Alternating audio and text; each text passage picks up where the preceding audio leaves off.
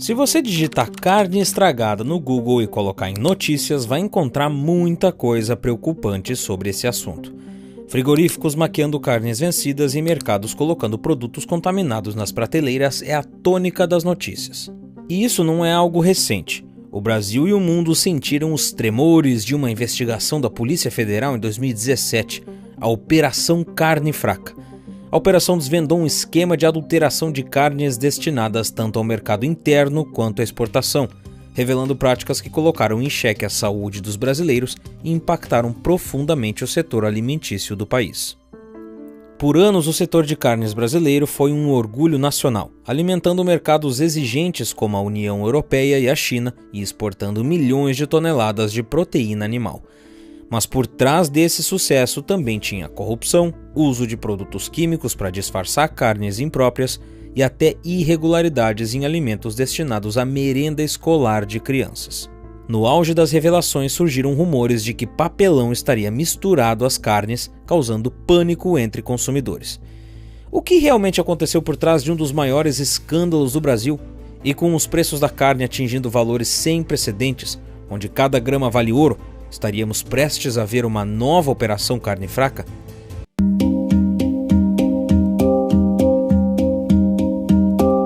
Se tem um setor que exemplifica o poder econômico brasileiro, é o de carnes. O Brasil, ao longo de décadas, construiu um império agropecuário que não apenas abastece milhões internamente, mas também domina o mercado global. O Brasil é hoje o maior exportador de carne do mundo, segundo maior produtor e terceiro maior consumidor. Lá em 2016, nossas exportações representaram 7,2% do comércio global de carnes. E quando falamos de grandes nomes nesse mercado, JBS, dona de Friboi e Seara, ou BRF, que controla Sadia e Perdigão, são as grandes protagonistas. Em 2016, a JBS ostentava o título de maior frigorífico do planeta e levava produtos brasileiros a mais de 150 países. A BRF sozinha controlava 14% do mercado global de carne de aves. Esse era o nível do domínio brasileiro. Mas essa posição de liderança não veio por acaso. Décadas de investimento em tecnologia agropecuária, aumento da produtividade e estratégias agressivas de exportação pavimentaram esse caminho. O Brasil soube capitalizar suas terras férteis, transformando o potencial em eficiência produtiva, especialmente na pecuária e na avicultura. Além disso, políticas públicas como financiamentos ao agronegócio e incentivos fiscais deram um empurrão final. A JBS, controlada pela família Batista, cresceu de forma meteórica, de um pequeno frigorífico no Centro-Oeste para se tornar o maior processador de carnes no mundo, com forte apoio do BNDES e estratégias de expansão global. Se fosse só isso, seria lindo, o mundo perfeito. Mas aqui é Brasil, e seu crescimento também esteve envolvido em diversas acusações de corrupção, incluindo suborno de políticos, favorecimentos indevidos e manipulação de processos públicos, conforme revelado por investigações como a Lava Jato e a Operação Bullish. Inclusive, tem uma página bem longa no Wikipédia resumindo os supostos escândalos da empresa. Lá nos anos 90, com a abertura econômica, o Brasil começou a exportar em larga escala. Conquistou mercados exigentes como a União Europeia e o Japão e não apenas expandiu as exportações, mas também fortaleceu a reputação da carne brasileira no exterior. Em 2016, os frigoríficos nacionais encontraram parceiros prioritários na China, nos Estados Unidos e no Oriente Médio. E à medida que o setor crescia, cresciam também as pressões sobre os processos produtivos e a fiscalização. E foi nesse contexto que as irregularidades começaram a surgir. Um dos exemplos mais emblemáticos aconteceu no Paraná, onde fiscais do Ministério da Agricultura denunciaram um esquema de corrupção envolvendo frigoríficos. Dinheiro, carros de luxo, imóveis e até produtos alimentícios eram usados como propina para evitar fiscalizações rigorosas ou liberar carnes impróprias para o consumo. Esse sistema fragilizado de fiscalização permitiu que práticas alarmantes se infiltrassem na produção. Produtos químicos como ácido ascórbico eram usados para mascarar carnes vencidas, alterando o cheiro e a aparência. Frangos tinham água injetada em excesso para aumentar o peso, e carnes contaminadas que deveriam ser descartadas eram reprocessadas e colocadas de volta no mercado. E então veio o papelão. Uma gravação amplamente divulgada sugeria que papelão estava sendo misturado à carne. Apesar de a investigação oficial esclarecer que a menção era sobre embalagens e não sobre o alimento, o boato se espalhou, criando pânico entre os consumidores. Esse episódio ilustrou algo mais profundo: a fragilidade da confiança pública no setor. A repercussão foi imediata. Parceiros comerciais como a União Europeia e a China suspenderam temporariamente as importações de carne brasileira. As ações da JBS fecharam o dia 17 de março de 2017 em queda de mais de 11%. As ações da BRF também caíram quase 8%. Somente nesse dia, a JBS teve uma perda de valor de mercado de 3,4 bilhões de reais, enquanto a BRF teve uma perda de 2,3 bilhões. Era só o início de uma das maiores operações da Polícia Federal até então.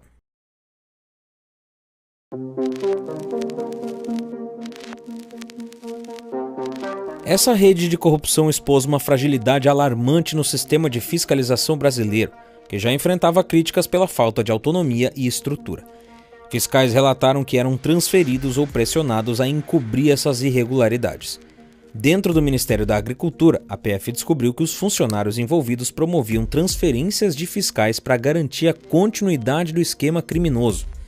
A investigação começou, inclusive, depois que um fiscal se recusou a ser transferido ao descobrir fraudes em uma das empresas envolvidas. A operação simplesmente chocou o mundo. Durante 2 anos, a Polícia Federal investigou frigoríficos e fiscais do Ministério da Agricultura envolvidos em um esquema de propinas que liberava a venda de carnes impróprias para o consumo. Foi a maior operação da história da corporação, mobilizando 1.100 policiais, 309 mandados e o bloqueio de R$1 bilhão em bens das empresas investigadas. No centro do esquema estavam Daniel Gonçalves Filho, ex-superintendente do Ministério da Agricultura no Paraná, e Maria do Rócio Nascimento, chefe do Serviço de Inspeção de Produtos de Origem Animal. As práticas descobertas eram alarmantes. Carnes vencidas eram maquiadas com ácido ascórbico, frangos tinham água injetada para aumentar o peso. Produtos deteriorados eram reembalados com novas datas de validade. E em casos ainda mais chocantes, carne contaminada por salmonela era usada na produção de embutidos. O juiz Marcos José Grey resumiu bem o impacto dessas práticas. Chega a causar náuseas. E claro, o velho político está sempre no meio da confusão. O delegado Maurício Moscardi disse ainda que parte do dinheiro pago aos agentes públicos abastecia partidos políticos. Os caras simplesmente atingiram outro patamar. Além de usar o teu suado dinheiro dos impostos, eles estavam lucrando com o valor que você gastava para comprar carne podre, enchendo os próprios bolsos às custas da sua saúde e confiança. A Polícia Federal não identificou, no entanto, os políticos beneficiados pelo esquema, nem a ligação entre funcionários do Ministério da Agricultura e os partidos. Não foi aprofundado porque o nosso foco era a saúde pública, a corrupção e a lavagem de dinheiro, explicou o delegado. Mas talvez o que mais revoltou o país foi o impacto sobre os mais vulneráveis. No Paraná, crianças de escolas públicas consumiam salsichas feitas quase inteiramente de proteína de soja, fécula de mandioca e resíduos de carne.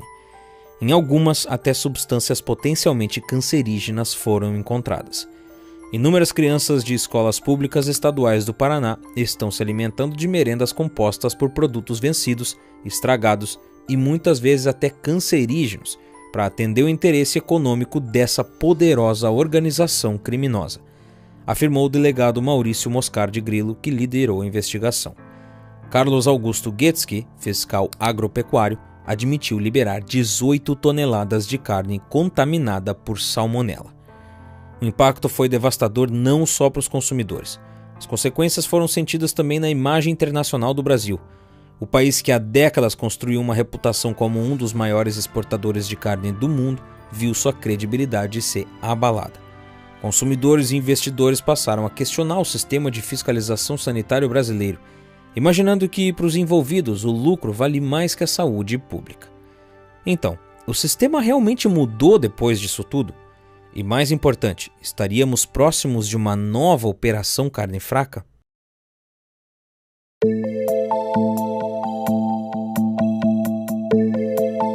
Na Operação Trapaça, terceira fase da Carne Fraca, deflagrada em março de 2018, foram emitidos 91 mandados, incluindo 10 prisões temporárias, 27 conduções coercitivas e 53 buscas e apreensões em unidades da BRF. Entre os presos estava o ex-presidente da companhia, Pedro de Andrade Faria. Ele foi solto dias depois. A investigação mirou fraudes contra o Ministério da Agricultura, incluindo falsificação de documentos, estelionato e crimes contra a saúde pública. Entre os principais condenados estavam Daniel Gonçalves Filho, líder do esquema, e Maria do Rócio Nascimento, que receberam sentenças de até 9 anos de prisão. O Ministério da Agricultura centralizou a fiscalização de produtos de origem animal em Brasília, retirando esse controle das superintendências regionais para reduzir interferências políticas e burocracia. A portaria número 266 reduziu os serviços de inspeção de 27 para 10 unidades, cada uma responsável por até 300 frigoríficos, visando maior eficiência e comunicação direta com o Ministério. E além disso, foram feitos esforços para recuperar o prestígio.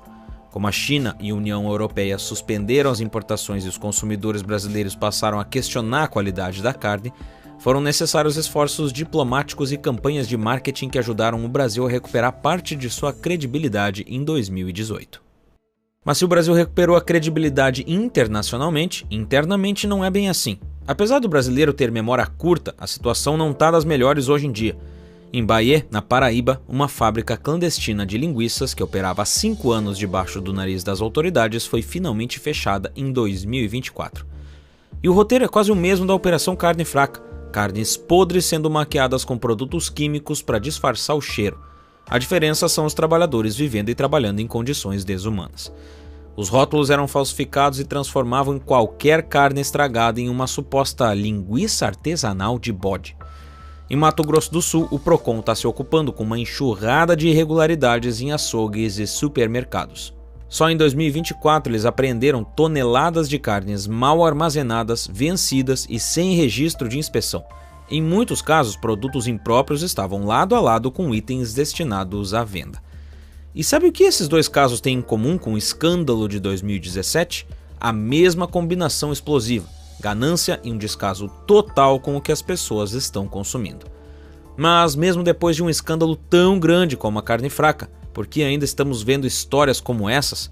Talvez seja porque, como país, aprendemos a conviver com essa realidade.